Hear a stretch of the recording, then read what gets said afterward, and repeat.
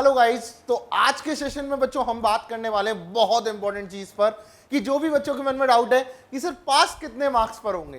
तो ये वाला जो सवाल है ना, वो बहुत सारी जनता के मन में आता है कि सर यार पासिंग मार्क्स थोड़ा टर्म 1 टर्म 2 के पता लग जाए।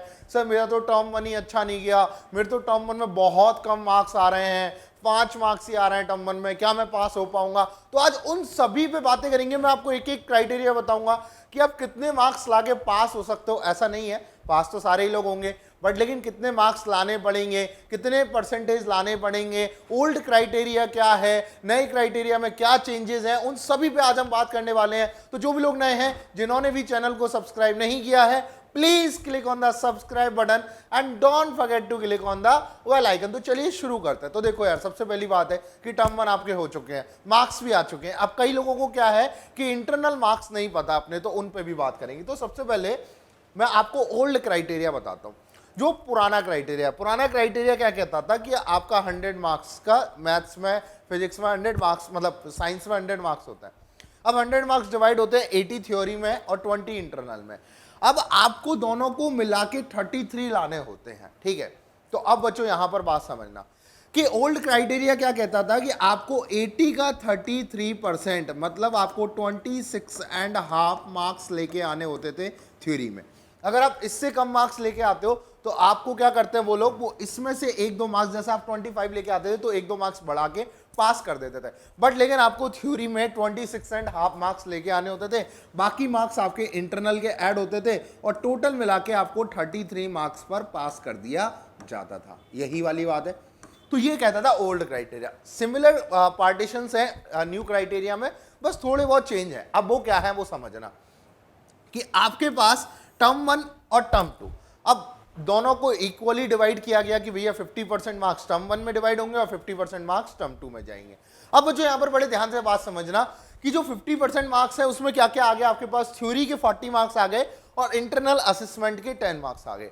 टर्म 1 का रिजल्ट आ चुका है, तो मतलब आपके थ्योरी में मार्क्स आपको पता है कि भाई कितने आए हैं, और इंटरनल असेसमेंट के मार्क्स कई लोगों को पता है और कई को नहीं पता। तो हम सारी सिचुएशंस मान के चलेंगे। तो बच्चों यहां पर देखो, और जो टर्म 2 होने वाला है वो 40 मार्क्स का है और 10 मार्क्स आपके वही इंटरनल असेसमेंट के हैं। अब बहुत सारे बच्चों के मन में कंफ्यूजन है कि सर मेरे तो टर्म 1 में मार्क्स कम है, अब मुझे टर्म 2 में कितने लाने होंगे। तो बच्चों यहां पर बड़े ध्यान से समझना कि देखो यहां पर वही चीज है कि आपको देखो 80 नंबर की थ्योरी है, इसमें से आपको 26.5 लेके आने हैं और 20 मार्क्स के आपके इंटरनल हैं। तो अब इनको डिवाइड करते हैं। देखो आपको 26.5, मैं मान के चल रहा हूं आपको 26 लेके आने, तो आपके टर्म 1 में आपको 13 मार्क्स लेके आने पड़ेंगे थ्योरी में, और टर्म 2 में भी आपको 13 मार्क्स कम से कम लेके आने पड़ेंगे। बट ये क्राइटेरिया नहीं है, बात समझना कहां है। क्या अगर आप ओनली टर्म 1 में 26 ले आते हो तब भी आप थ्योरी की वजह से पास हो, और अगर आप ओनली टर्म 2 में भी 26 ले आते हो तो वहां भी आप थ्योरी के लिए पास हो। तो यहां पर एक बात समझिए, अगर आपके सपोज करो कि टर्म 1 में सबसे कम सपोज करो कि 10 मार्क्स ही आए, ठीक है, तो आपको टर्म 2 में ऑन एंड अराउंड 17 मार्क्स और लाने की जरूरत है। अब बात समझना कि अगर आप टर्म 1 में ही 30 मार्क्स ले आए हो तो आप अगर टर्म 2 में 5 भी लेके आओगे, 1 भी लेके आओगे, 0 भी लेके आओगे, तब भी आप पास हो। बट ऐसा होगा नहीं, प्रैक्टिस करते रहना, अच्छे मार्क्स आएंगे। मैं तो वो सिचुएशन बता रहा हूं कि भाई जहां पर आपको डाउट है। तो अगर आप टर्म 1 में 10 मार्क्स लेके आते हो तो टर्म 2 में आपको 17 मार्क्स लेके आने होंगे, तो टोटल हो गए आपके 27।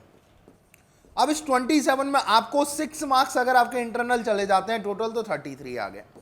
तो अब उस बच्चे के लिए बात कर लेते हैं कि सर मिनिमम क्राइटेरिया क्या है। तो सपोज करो मैं बात करता हूं कि 13 मार्क्स आप ले आए टर्म 1 में, ठीक है, और मिनिमम अगर आपको नहीं भी पता अपने इंटरनल मार्क्स, तो मैं बता देता हूं कि 10 में से आपके 6 तो गए, ठीक है। तो ये हो गए बच्चों आपके पास 19। अब टर्म 2 का जो इंटरनल जाएगा उसमें भी आपके 6 तो गए, तो ये आपके हो गए 25।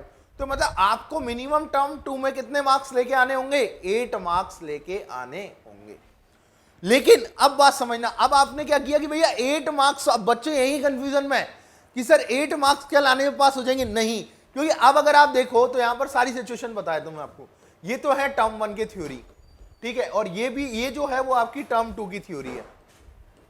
तो दोनों को अगर आप प्लस करते हो तो आपके 13 और 8 कितने हो गए बच्चों, 21। तो यहां पर आप पास नहीं हो।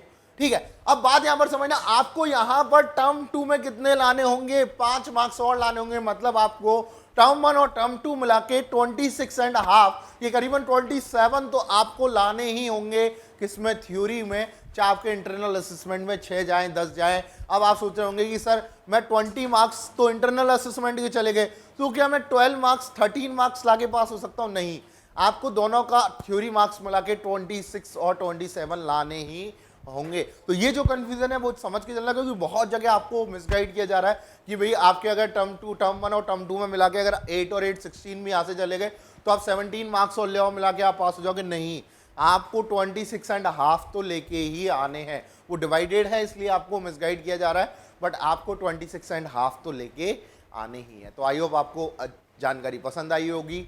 अगर आपको ये जानकारी पसंद आई है तो वीडियो को लाइक करें, चैनल को सब्सक्राइब करें और दोस्तों के साथ शेयर करें इस वीडियो को, और ज़्यादा से ज़्यादा लोगों तक पहुंचाएं कि जिससे वो मिसगाइड ना हो।